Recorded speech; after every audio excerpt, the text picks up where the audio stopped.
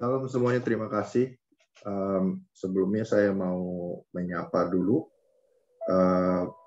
Ada dengan Bapak Pendeta Dr. Welly Octavianus. Selamat sore. Kemudian ada Pendeta Domianus Lodu, MPDK. Selamat sore. Kemudian dengan Ibu Emilia Mude, MPDK. Kemudian dengan Pendeta Dr. Ajan Tuai, MTH. Dan penasehat ada Pak Pendeta Dr. Yakob Kematala, selamat sore. Kemudian dengan Pendeta Dr. Nasokili Giawa MTH, selamat sore Bapak Ibu sekalian. Terima kasih atas kesempatan yang diberikan kepada saya. Perkenalkan, nama saya Adinata Widya. Saya bukan pendeta, saya kebetulan seorang bankir. Ya, saya saat ini bekerja di Bank Mandiri. Waktu saya dihubungi oleh pendeta Ajan Tuai, saya bingung juga gitu ya. Saya ini audiensnya mahasiswa STT, saya mau ngomong apa gitu ya, bagikan firman. Mungkin bapak-bapak pendeta di sini lebih jago dari saya gitu ya. Cuman topiknya kan kita di sini membahas tentang bagaimana peranan leaderpreneur ya di dalam menjawab tantangan disrupsi peradaban abad 21. Nah, mungkin saya akan coba bawakan sedikit update kira-kira market itu seperti apa sekarang, supaya kita juga jangan, istilahnya gini loh, saya melihat kadang-kadang kita hanya fokus ke hal yang rohani tanpa kita melihat bahwa dunia di sekitar kita juga sudah berubah ya. Banyak teknologi baru, dan kita juga dalam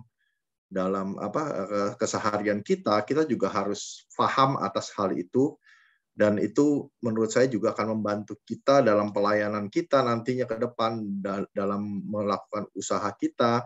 Jadi saya hari ini mungkin saya akan mencoba men-share materi saya dari sisi market, khususnya dari transaksi perbankan, ya kan. Kalau yang namanya berusaha atau nggak usaha sekalipun, kita pasti berhubungan sama bank, ya kan? Karena namanya orang pasti kan ada uang. Sebentar ya, saya share materinya.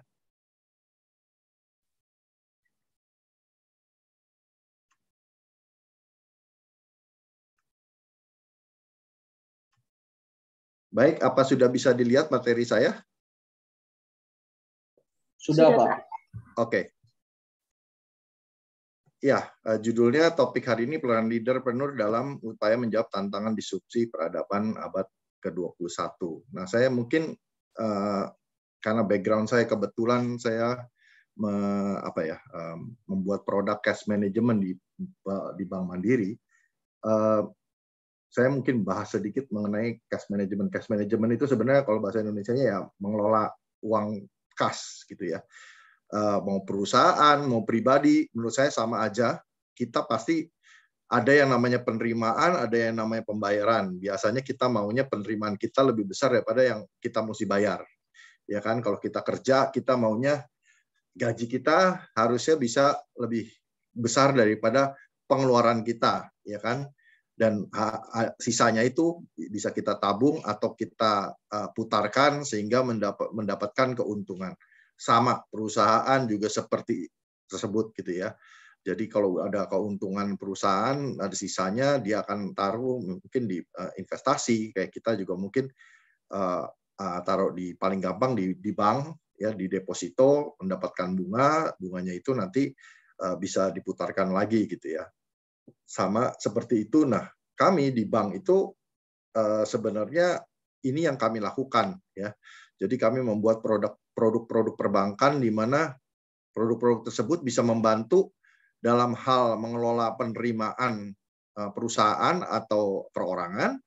Kemudian kita juga yang paling utama juga kita melakukan membuat produk yang membantu perusahaan atau perorangan melakukan pembayaran ya. Kemudian kita biasanya kalau perusahaan kita kasih laporan, kalau perorangan juga ada laporannya seperti bank statement gitu ya, Kemudian kalau misalnya ada uang yang lebih, kita juga punya produk-produk yang bisa membantu melipat gandakan tabungan yang ada di dalam bank, ya. Jadi itu yang kami lakukan dalam konteks cash management ini. Nah, kalau kita bayangkan sekarang orang berbisnis atau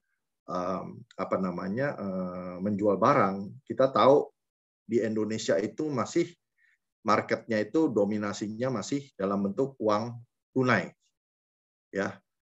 Nah, pengelolaan uang tunai itu boleh dibilang mahal. Bapak Ibu bisa bayangkan ya, dengan namanya uang tunai yang pasti ada unsur kertasnya, fisik, dan itu kan harus dicetak oleh Bank Indonesia ya. Kemudian dicetak oleh Bank Indonesia, dipakai masyarakat untuk bertransaksi, dan itu setiap kali nanti harus, kalau udah hancur uangnya, udah rada lusuh, mesti bank setelah menerima dari masyarakat, dia harus balikan ke Bank Indonesia untuk dicetakkan, digantikan dengan uang yang baru fisiknya ya. Nah itu bayangin betapa mahalnya, karena pada saat orang berjualan, dia terima uang tunai dalam satu hari, dia mesti menghitung berapa banyak jumlah fisiknya itu. Ya kalau cuma 1 juta, kita uangnya 100 ribuan, ada 10, gampang hitungnya ya. Tapi kalau perusahaan-perusahaan yang besar atau perusahaan yang menengah juga yang menerima banyak uang cash, belum kalau uang cash itu ada recehnya gitu ya, ada 1000-an, ada 5 ribuan, ngitungnya kan itu susah gitu ya. Kemudian nyimpennya juga susah kalau kita mau nyimpen sendiri di rumah gitu kan, atau di toko gitu. Kita buka lemari, kita beli lemari besi, kita taruh di situ, tetap ada risiko akan hilang, ya kan. Dan kalau kita mau bawa, kalau uangnya banyak juga repot juga bawanya. Kemudian kalau kita nggak ada pencatatan, kita cuma memegang dalam bentuk fisik, otomatis setiap kali kita pengen tahu jumlah dana kita berapa, ya kita hitung lagi. Jadi yang namanya uang tunai itu sangat mahal ya di seluruh dunia. Kita di negara-negara, terutama negara-negara ketiga gitu ya, itu memang yang namanya uang tunai itu sangat mahal ya. Ada yang namanya juga bank juga mengeluarkan jasa pengambilan uang ya, itu juga mahal, nggak murah ya. Kemudian juga mesti dikirim ke BI untuk disetorkan seperti itu. Jadi memang bank itu mencoba untuk lari dari uang tunai ya, kita berusaha untuk supaya masyarakat itu bisa lebih digital ke depannya. Kemudian di saat-saat ini juga kita melihat bunga pinjaman. Kalau Bapak Ibu tahu kan yang namanya bank itu keuntungannya dari mana sih? Dia kan keuntungannya dari ada orang menabung di bank, ya kan? Kemudian orang menabung itu dikasih bunga, ya. Contohnya misalnya orang menabung dikasih bunga 2%, kemudian uang tersebut diputarkan dengan cara dipinjamkan ke orang yang memerlukan dengan bunga yang lebih tinggi. Misalnya bunganya omong kosong 7%. Jadi bank itu ngasih 2% ke yang deposan, dia men-charge 7% ke yang minjem. Jadi ada margin sekitar 5%. Kira-kira seperti itu. Nah, di saat sekarang lending rate kita ya, bunga pinjaman kita itu udah tinggal 1 digit. Kalau zaman dulu mungkin di tahun-tahun sekitar tahun awal-awal 2000-an itu bisa sampai 2000 sekitar 2009-an gitu ya. Digitnya itu bisa sampai puluhan gitu ya, sampai 20 kalau yang mikro, pinjaman mikro. Jadi itu marginnya bayangin betapa jauhnya. Kita bisa minjamkan ke orang, bank bisa minjamkan ke orang sekitar 20%, terus ngasih bunga ke nasabah cuma 7%. So keuntungannya cukup besar. Sekarang sudah tidak bisa seperti itu. Jadi bank itu harus melakukan produk yang inovatif yang membantu nasabah untuk mau bertransaksi di bank lebih banyak, dan di satu sisi juga membuat transaksi perbankan lebih efisien. Nah, kita juga ngelihat, ini ada sedikit data yang saya mau share. Kita lihat di Indonesia itu penduduk kita boleh dibilang masih banyak yang di daerah terpencil ya. 49 itu ada di rural, ada di daerah terpencil. Dengan kita sebagai nomor 4 di dunia dengan populasi yang begitu besar, kemudian internet penetrasi kita juga cukup tinggi ya, sudah 33%. Mungkin sekarang sudah lebih tinggi. Kemudian ada Facebook gitu ya. Kemudian mobile penetration, kalau Bapak Ibu lihat 112%. Artinya apa? Satu orang bisa punya lebih dari satu gitu ya, mobile gitu. Nah, jadi ini kita lihat, ini adalah situasi yang membuat market di Indonesia menarik untuk dilakukan yang tadi di judul di awal di depan adalah disrupsi. Dalam arti kata, ada banyak kesempatan-kesempatan di sini untuk melakukan inovasi-inovasi produk. Nah, kita melihat generasi sekarang itu banyak yang sudah canggih-canggih pakai mobile phone. Saya yakin semua Bapak Ibu punya mobile phone, ya, punya handphone, dan mungkin Bapak Ibu nggak pernah nonton, nggak pernah nonton TV, tapi yang pasti nonton YouTube di handphone, ya. Tapi ada juga penduduk kita di Indonesia yang boleh dibilang tidak masuk, dianggap unbanked. Unbanked itu artinya tidak mendapat jangkauan dari bank, ya. Nah, bagaimana kita bisa menjembatani dengan teknologi ini untuk menjangkau orang-orang tersebut. Nah, bank di Indonesia banyak melakukan terobosan-terobosan. Contohnya seperti kalau di tempat saya bekerja di Mandiri, kita mulainya dari mencoba membuat yang namanya e-money. Kalau BCA itu ada flash. Jadi ini sebenarnya menggantikan uang tunai, ya, dalam bentuk kartu, ya. Bapak Ibu mungkin bayanginnya kalau sekarang bawa dompet isinya uang tunai, ini e-money ini, kartu itu udah kayak dompet, ya, ada isinya uangnya. Jadi kalau dompet hilang kan uangnya hilang. Nah, ini juga e-money, kalau kartunya hilang ya uang yang di situ hilang. Jadi bukan kayak kartu debit ya. Kalau kartu debit itu kan sebenarnya kartunya cuma kayak kunci ya. Kunci untuk kita ngambil uangnya di ATM. Tapi kalau e-money itu benar-benar kayak electronic wallet ya, dompet elektronik di mana itu ada isinya gitu. Nah, ini yang kita pakai sebagai terobosan mungkin generasi awal ya. Kita mencoba merubah dari transaksi pembayaran melalui uang tunai ke semi digital ya. Kemudian kita berubah juga, kita masuk lagi juga ke dalam yang namanya pakai online payment transaction, bukan kartu tapi melalui mobile. Ini contoh penggunaan e-money. Kalau Bapak Ibu tahu MRT yang paling gampang, tol ya, bayar parkir itu pakai e-money, pakai flash ya. Ada BNI, ada saya lupa namanya apa, terus BRI juga mengeluarkan gitu ya. Sudah banyak bank yang mengeluarkan lah. Indomaret juga mengeluarkan kartunya gitu, jadi bisa dipakai untuk melakukan pembayaran. Ini kalau Bapak Ibu ingat, jalan tol zaman dulu itu masih bayar uang tunai, dan kadang-kadang kembaliannya itu bisa receh, ya kan?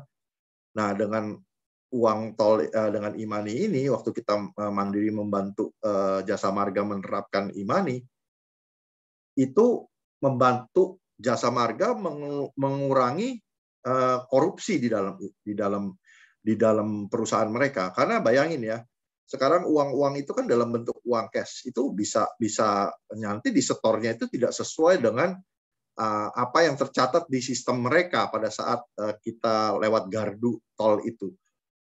Nah, waktu itu juga sempat ada di demo juga kita waktu kita menerapkan e-money itu di tol ya, sampai 100%. Tapi puji Tuhan kita berhasil membantu Jasa Marga untuk benar-benar membuat transaksinya itu benar-benar cashless ya. Dan sekarang kalau Bapak Ibu lihat sudah banyak juga tempat parkir yang tidak ada juru parkirnya, kasir parkirnya ya, yang terima uang karena semuanya sudah memakai kartu. Kemudian kita juga lihat ya, yang tadi saya sampaikan, ada dengan mobile phone, dengan handphone ya, ada breakthrough, jadi pada terobosan di dalam sosial media. Bapak Ibu lihat sekarang banyak banget sosial media yang beredar. Saya yakin banyak dari orang-orang di Indonesia ya, terutama kaum milenial, itu sekarang sangat mudah punya akses untuk ke sosial media. Twitter, Facebook mungkin udah dianggap sebagai itu generasi saya ya. Mungkin kalau generasi yang sekarang Facebook udah nggak dianggap gitu ya. Instagram, Twitter yang kayak gitu-gitu ya. Nah, ini adalah satu terobosan juga di mana bank juga mencoba untuk bisa masuk menyediakan solusi perbankan melalui media-media tersebut ya. Nah, salah satu yang kami lakukan juga, kami juga untuk menjangkau orang-orang yang di daerah yang mungkin tidak dapat jangkauan cabang bank, kami bekerja sama dengan mungkin kayak seperti ini, toko-toko kelontong ya, yang kami tahu transaksinya cukup besar di daerah tersebut. Kami berikan sistem seperti kayak mobile phone gitu yang kecil ya, di situ dia bisa melakukan transaksi pembukaan rekening ya, nyetor uang tunai atau ngambil uang tunai gitu ya, dan ini juga membantu toko tersebut jadi punya pendapatan tambahan di mana mereka juga bisa menerima pembayaran, misalnya pembayaran listrik, pembayaran kemudian pulsa telepon gitu ya. Itu mereka nanti dapat fee dari transaksi tersebut. Dan benefit buat Mandiri, kita menjangkau lebih banyak kita lebih banyak menjangkau daerah-daerah terpencil. Ini juga yang dilakukan oleh BRI dan BNI ya, kami bank pemerintah. Ini salah satu yang kami lakukan untuk bisa menjangkau daerah-daerah yang tidak dapat akses perbankan. Ini gambar sedikit saja. Kami juga kerjasama dengan Alfamart, 7-Eleven, ya, Indomaret, gitu ya. Ini juga mereka jadi agen kami untuk branchless banking. Nah, saya mau coba fokus ke sini sedikit. Kalau Bapak Ibu lihat di sini, saya mau membandingkan alur kas tradisional dengan full digital. Kalau sekarang Bapak Ibu bayangkan Bapak Ibu punya toko, ya kan? Yang pasti kan biasanya punya kasir, ya. Kalau yang tradisional itu ada orang beli barang di toko Bapak Ibu, dia akan memberikan uang tunai, dicatat di mesin kasirnya, ya kan? Kemudian secara manual masih dicatat di buku besar gitu ya, atau kalau yang udah modern sedikit pakai Excel, ya. Kemudian pasti toko tersebut kan harus ada pembayaran juga seperti yang tadi slide saya pertama kan, ada pemasukan, ada pengeluaran. Nah, pada saat mau pengeluaran biasanya harus melakukan pembayaran, ya kan? Harus ke bank, ya kan? Uang tunai yang tadi didapat itu biasanya nggak bakal disimpan di toko, pasti besok harinya mungkin disetor ke cabang bank, ya, entah banknya apa itu, ya kan? Nanti kemudian pada saat mau melakukan pembayaran mereka juga kadang-kadang mesti datang ke bank, atau kalau sudah lumayan modern mereka sudah memakai yang namanya internet banking. Jadi lewat internet kayak klik BCA gitu, kayak kalau Mandiri namanya Livin gitu ya, mereka bisa melakukan pembayaran ke yang perlu menerima uang tersebut. Kemudian karena sudah lebih modern lagi, toko tersebut punya yang namanya EDC ya. EDC ini di mana mereka bisa menerima pembayaran dengan metode kartu debit atau kartu kredit ya. Sehingga penerimaan dalam bentuk tunai sudah makin sedikit. Tapi tetap sisanya yang buku besar Excel, terus datang ke cabang atau memakai internet banking itu juga masih dilakukan secara manual. Nah, di zaman sekarang sudah banyak perusahaan-perusahaan kecil yang sudah melakukan digitalisasi sama layaknya seperti perusahaan-perusahaan besar. Kalau yang namanya perusahaan besar, biasanya mereka sudah tidak menerima transaksi dalam bentuk tunai. Semua dalam bentuk transfer atau dalam bentuk pakai yang EDC tadi itu. Dan biasanya itu sudah terkoneksi, mesin kasirnya itu sudah terkoneksi dengan sistem accounting di belakang. Jadi mereka udah nggak pakai buku besar, nggak pakai Excel, mereka ada namanya Compact ada yang namanya ERP, itu singkatan dari Enterprise Resource and Planning. Jadi itu sistem akuntansi yang kalau perusahaan besar punya itu memang mahal, ya, mereka mahal belinya. Nah, setelah itu dari situ sistemnya ERP tersebut bisa langsung ngasih instruksi ke bank tanpa harus datang ke bank lagi, ya. Nah, dulu sistem ERP tersebut sangat mahal. Namun beberapa tahun terakhir ini sistem ERP tersebut sudah available, sudah ada di market, sudah banyak yang menjual, dan itu sangat murah, dan itu bisa dimanfaatkan oleh UMKM. Kebetulan kami juga, saya kebetulan lagi menjalankan proyek tersebut. Jadi yang kami lakukan, kami juga menawarkan UMKM untuk memakai sistem tersebut. Jadi kami bekali mereka dengan sistem ERP-nya, kami kerjasama dengan perusahaan startup yang menjual sistem akuntansi tersebut. Mungkin harganya cuma sekitar sebulan 300-an ribu, ya, tapi pencatatannya sudah ada secara real time online. Jadi secara waktunya begitu transaksi langsung tercatat dan itu sudah tercatat dengan rapi.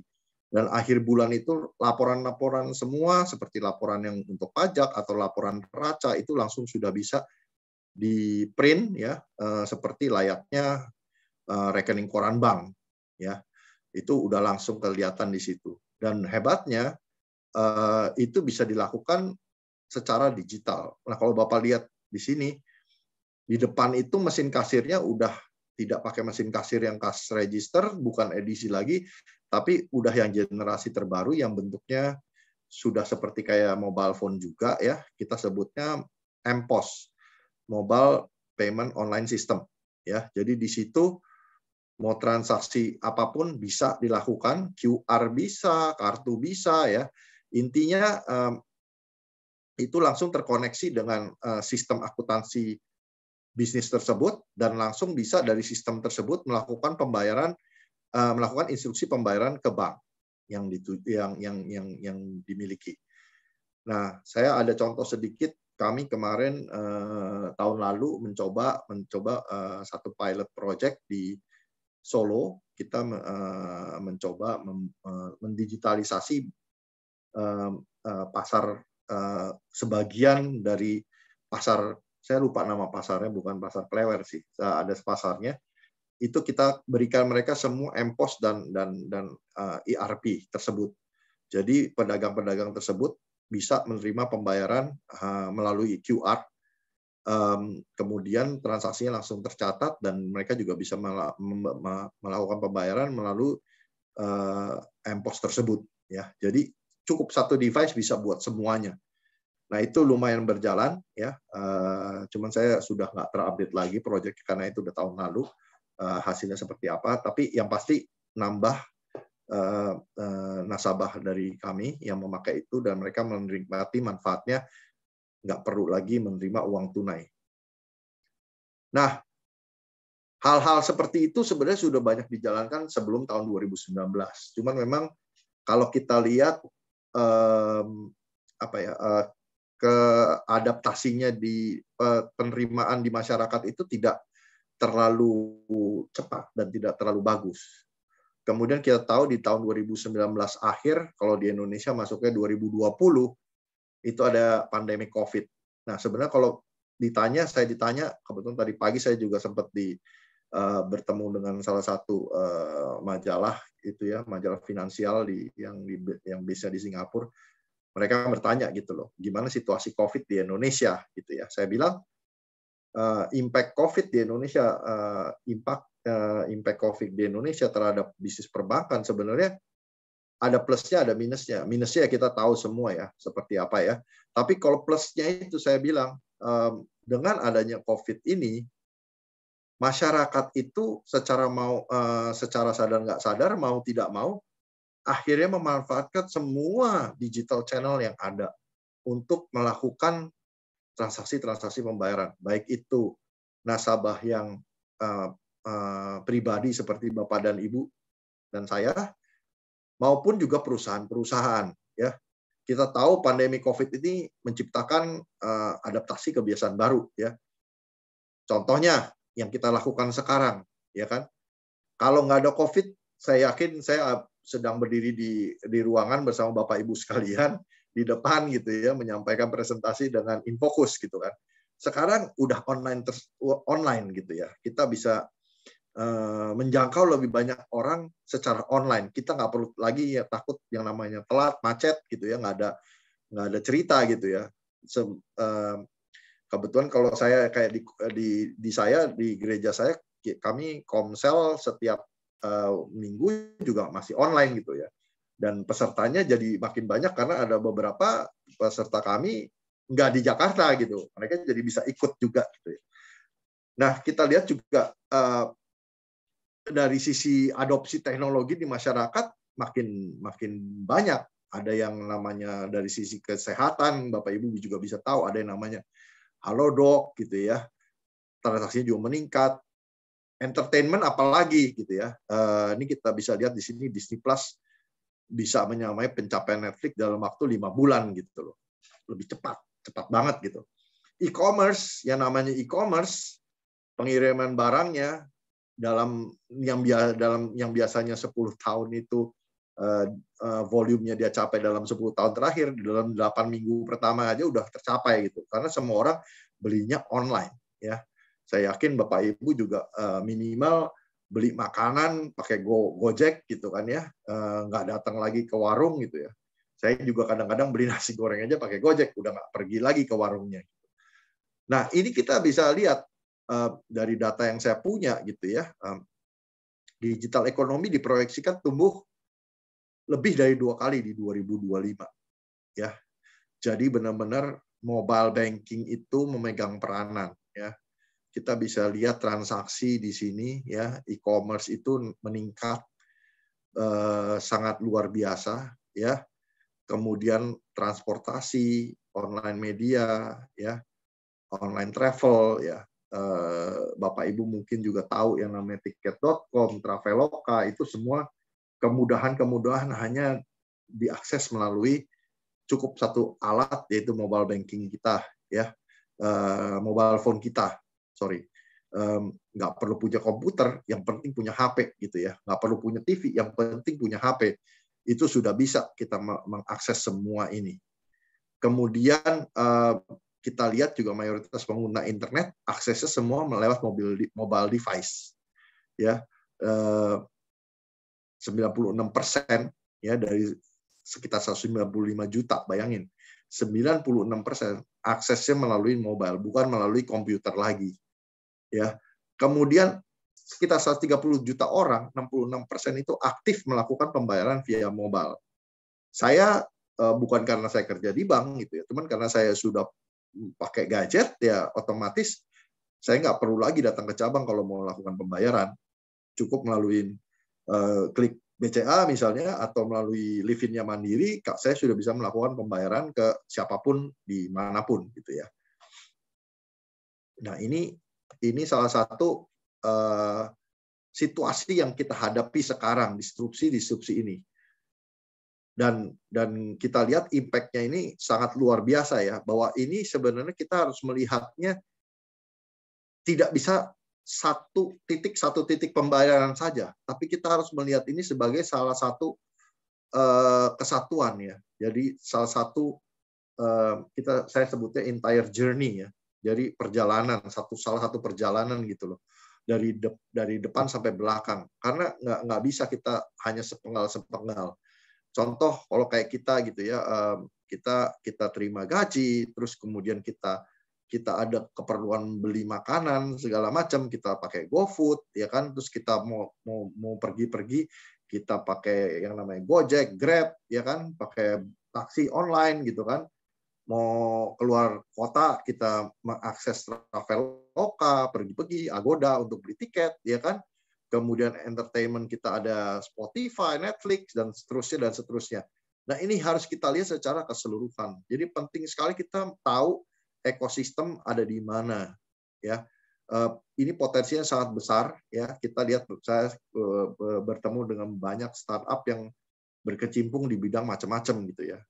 Ya kayak ada Halodoc, kemudian juga ada startup yang berkecimpung dengan pembiayaan buat petani-petani, ya. Dia bisa mengasih data-data kepada petani bahwa ini tingkat kadar air yang diperlukan berapa segala macam, mereka bisa sampai seperti itu gitu ya. Nah, ini potensinya menurut saya di Indonesia ini sangat luar biasa, masih sangat besar.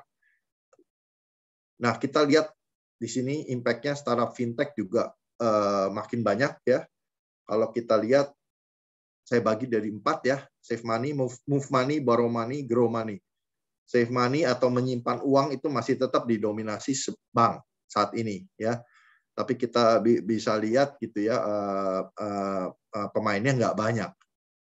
Yang namanya move money atau yang menjalankan transaksi pembayaran, kalau Bapak Ibu lihat, itu dari 2016 dibandingkan 2020 yang biru, itu fintech sudah mulai naik.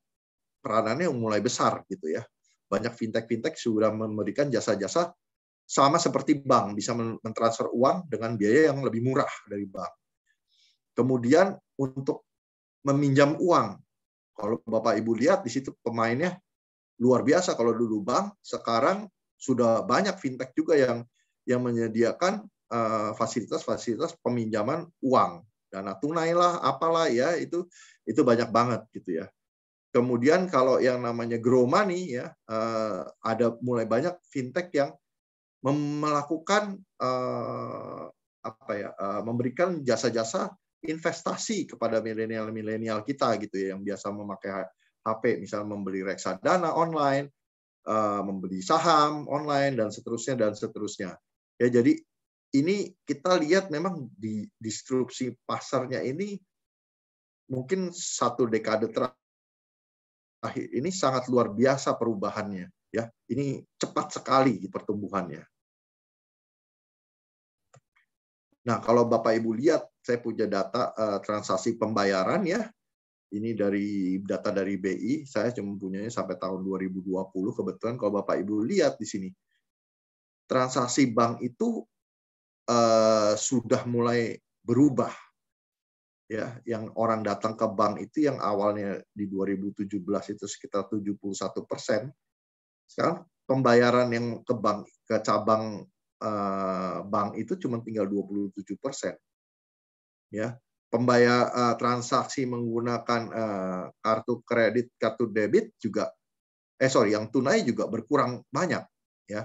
Kartu debit dan kartu kredit adalah perubahan. Tapi kalau yang wallet Bapak Ibu lihat, itu meningkat. Wallet itu rekening yang melalui mobile, ya, pembayaran melalui mobile ya. Kemudian di sini juga mulai meningkat yang namanya pay later. Pay later itu ini adalah pembayaran yang memakai metode cicilan. Ya, jadi banyak bank, banyak fintech itu memberikan fasilitas ini. Bisa beli tiket pesawat, bayarnya nanti aja, nyicil gitu ya. Walaupun saya secara pribadi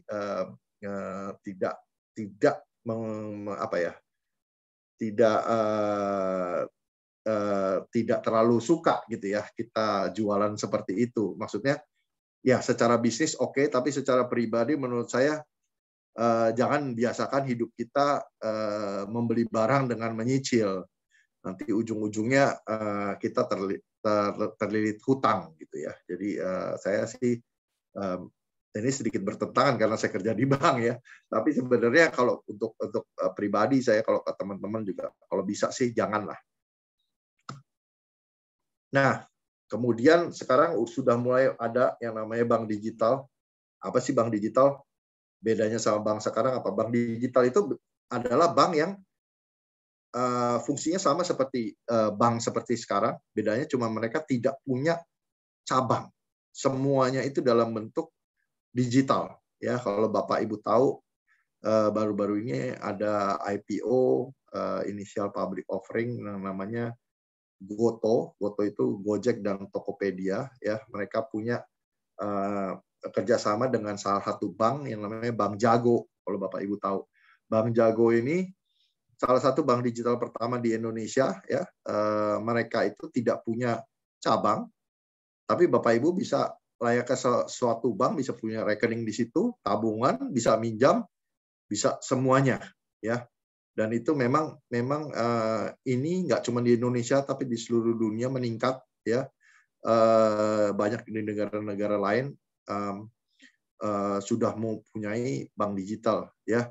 Dan ini diproyeksikan 4 dari 10 orang di Indonesia punya rekening berbasis mobile, ya. Nah, karena itu bank-bank ini melihat ada kesempatan ngapain buka cabang gitu, ya. Kalau bisa nggak perlu pakai cabang lagi. Dan sebenarnya kalau kayak kami di Mandiri pas pandemi ini, kesempatan kami juga menutup beberapa cabang kami dan transaksinya kami alihkan ke digital karena untuk kami mempunyai satu cabang itu kan biayanya cukup mahal, ya. Nggak perlu sebenarnya kalau memang udah banyak orang atau nasabah-nasabah kami yang sebenarnya bisa melakukan transaksi tanpa harus datang ke cabang. Ini beberapa contoh, ya, digital bank di Indonesia dan di luar negeri juga ada, ya. Ubank, ya. Ada yang benar-benar murni, yang tengah itu benar-benar murni tidak punya cabang. Nah, balik sekarang kita sebagai leaderpreneur. Apa yang harus kita lakukan? Saya kemarin lagi mikir apa ya kira-kira yang ini. Satu yang saya dapatkan gitu, ya. Kita harus punya pikiran yang terbuka terhadap perkembangan teknologi. Artinya apa? Kita nggak bisa hidup di masa lalu, ya. Karena kalau kita hidup di masa lalu, kita hanya akan jalan di tempat. Kita tidak melihat bahwa teknologi ini sudah berubah. Kayak contoh gitu, ya. Saya punya teman yang masih pakai handphone yang zaman dulu, bukan yang bukan pakai touchscreen seperti sekarang, masih Nokia yang zaman dulu gitu, ya. Tapi ya susah, dia mau melakukan apa-apa, naik taksi masih pakai cara telepon Bluebird gitu, ya, pakai nomor telepon Bluebird gitu. Tapi itu kan ya tetap bisa dilakukan, tapi nggak efisien, ya. Jadi kita juga harus tahu perkembangan itu. Dan jangan salah Bapak Ibu, perkembangan itu makin kemari teknologinya makin lama makin canggih, sehingga perkembangan teknologi itu sendiri juga makin cepat, ya. Kalau Bapak Ibu lihat di luar negeri sudah banyak yang namanya teknologi dengan menggunakan electric car misalnya, ya, mobil dengan listrik. Saya yakin sebentar lagi Indonesia akan banyak mobil listrik, ya. Kita sudah bisa lihat Bluebird sudah banyak taksinya yang pakai taksi listrik, ya. Itu juga salah satu perkembangan teknologi, bukti perkembangan teknologi yang lebih cepat. Dan jangan lupa teknologi itu membantu efisiensi, ya. Seperti contoh yang tadi saya sampaikan, kalau kita mau membuka toko, sekarang Bapak Ibu mau berbisnis, mau membuka toko misalnya, kita harus bisa memanfaatkan teknologi yang ada. Contoh, misalnya saya mau membuka kedai bakmi, misalnya seperti itu. Yang Bapak Ibu mesti pikirin kan, harus punya koki, harus punya waiternya, pelayannya, harus punya kasir, dan kasir sama waiter nggak boleh sama orangnya, harus beda orang, supaya nanti uangnya nggak dicolong, dan seterusnya. Akan ribet. Tapi kalau Bapak Ibu tahu, contoh kayak sekarang di mana saya lihat di KFC sudah pakai teknologi yang kita masuk ke dalam, ya, ada layar screen yang besar, ya, Bapak Ibu tinggal pilih menu apa yang mau Bapak Ibu beli, habis itu tinggal melakukan pembayaran dengan menggunakan kartu, tinggal ditunggu, nggak lama nanti dipanggil makanannya sudah ready. itu sebenarnya teknologi itu tidak mahal. Itu bisa kita terapkan di bisnis-bisnis yang kecil juga, gitu ya. Dengan menggunakan mobile phone, gitu ya. Mungkin yang mau beli barang tinggal datang ke situ, bisa scan QR, nanti keluar menu, ya. Dari situ tinggal pilih menunya, langsung memilih menu, totalnya keluar berapa, langsung melakukan pembayaran, tunggu makanannya datang. Bisnis juga dimudahkan, dia tidak perlu punya investasi banyak orang. Kemudian juga yang mau beli makanan di tempat tersebut juga nggak ribet, ya, nggak nunggu seperti apa, beres, habis makan langsung pergi, ya. Jadi itu banyak efisiensi yang sudah ada di luar sana, yang harganya juga cenderung sudah makin turun, ya, makin terjangkau, sehingga bisa membantu bisnis-bisnis kecil juga berkembang lebih cepat. Nah, cuman yang ketiga, tetap kita harus selektif. Selektif ini artinya apa? Yang murah itu, kan biasa kita lihat mana yang murah, mana yang mahal, gitu ya. Murah mahal sebenarnya menurut saya relatif. Bapak Ibu juga harus lihat short term sama long term. Mau yang cuma solusi cepat aja, atau kita mau solusi yang jangka panjang, ya. Karena kadang-kadang yang murah itu belum tentu menguntungkan juga buat kita, gitu loh. Saya ambil contoh untuk sistem akuntansi, ya, secara digital ada yang menjual paket-paket murah. Tapi pada saat nanti ada update terbaru, kita mesti bayar lagi. Tapi ada satu yang mahal, namun setiap kali ada perkembangan terbaru, itu udah nggak bayar lagi. Jadi otomatis kalau dihitung itu mungkin dalam waktu 3 tahun, ya, balik modal, gitu ya, nggak mahal-mahal juga itu. Jadi benar-benar kita mesti selektif dalam memilih teknologi yang kita mau pakai. Kemudian alur bisnis juga kita harus tahu, ya, target market kita siapa, ekosistem kita seperti apa, gitu ya. Siapa yang beli, siapa yang jual, siapa yang supply barang, itu kita harus tahu. Karena dari situ kita bisa memilih teknologi apa yang kita mau pakai untuk membantu bisnis kita, ya. Nah, yang kedua, ini salah satu yang saya lihat banyak pemimpin-pemimpin, terutama di tempat saya bekerja, gitu ya. Banyak pemimpin-pemimpin yang nggak mau mendengar masukan dari timnya, karena dianggap, oh, ini tim saya masih baru lulus kuliah, belum punya pengalaman segala macam. Tapi mereka tidak sadar bahwa mereka ini generasi baru, generasi milenial yang menentukan market ini ke depannya seperti apa. Nah, sama, kita juga harus tahu, gitu ya. Kita harus mau bisa berbesar hati, jangan merasa karena kita sudah bertahun-tahun di posisi kita sebagai pemimpin, kita nggak mau dengerin masukan dari mereka. Ya, saya rasa ini juga bisa diterapkan di lingkungan pelayanan kita juga, gitu ya. Kadang-kadang kita, karena kita udah kelamaan di suatu posisi, suatu pekerjaan atau suatu pelayanan, kita jadi nggak ngelihat ada oportunitas di tempat lain yang tim kita yang mungkin baru masuk itu bisa langsung lihat, gitu loh. Ya, Bapak Ibu ngerti ya maksud saya, ya. Jadi kita harus tetap terbuka dengan masukan tim kita, gitu loh. Karena kadang-kadang mereka bisa jadi punya ide-ide yang lebih brilian dari kita yang udah, saya sebutnya kacamata kuda, gitu ya. Karena kita udah menjalankan hal tersebut bertahun-tahun, misalnya seperti itu. Saya ambil contoh misalnya kalau di gereja, gitu ya. Apakah saya tahu ada gereja yang mungkin yang namanya perpuluhan, bayar tetap harus pakai amplop, gitu kan. Uang tunai amplop dimasukin ke kotak kolekte, gitu ya. Itu kan yang tadi saya bilang, uang cash itu mahal, gitu. Masih mesti dihitung, ada tim yang mesti ngitung, habis itu mesti di-store ke bank dan seterusnya, gitu ya. Padahal sebenarnya teknologi udah banyak sekarang.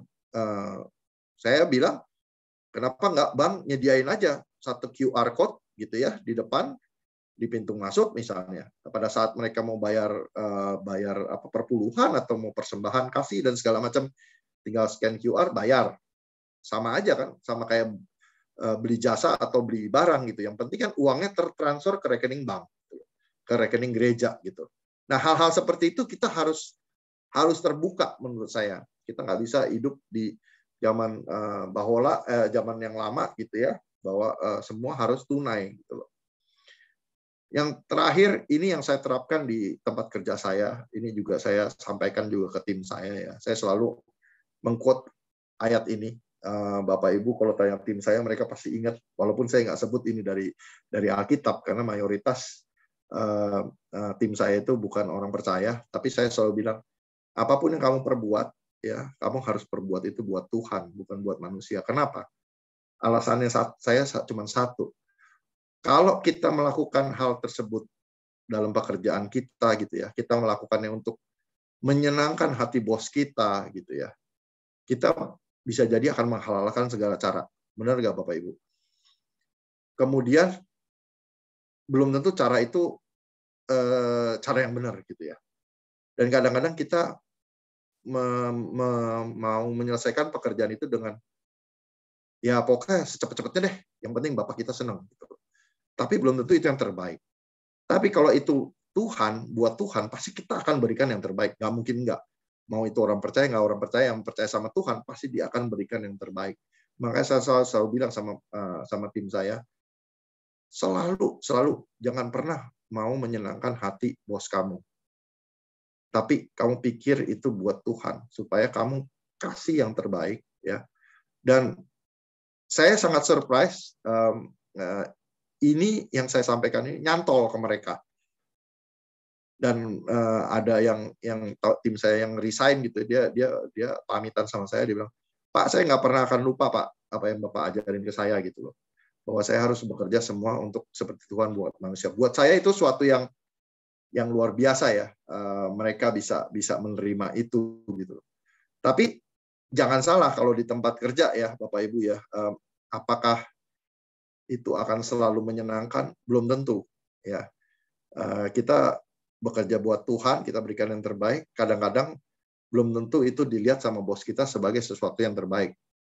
Dan kadang-kadang itu bisa jadi ya celah gitu ya buat iblis masuk gitu ya.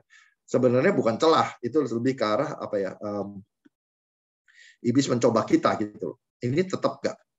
Apakah iman ini orang tetap teguh ya kan? Tetap mau yang jalan yang benar, atau dia mau akan menyimpang melakukan jalan yang menghalalkan segala cara ya. Jadi belum tentu semuanya akan menjadi mulus ya, tapi tetap kita sebagai orang percaya, menurut saya tetap harus kita pegang ini, bahwa kita tuh melakukan semua itu dengan segenap hati kita buat Tuhan dan bukan buat manusia. Nah, mungkin dari saya sekian, saya harap ini bisa membantu membuka wawasan Bapak Ibu sekalian. Saya silahkan balikan ke MC kalau mungkin nggak tahu apakah ada sesi tanya jawab. Kalau ada yang mau bertanya boleh silahkan. Terima kasih Bapak Ibu sekalian, Shalom.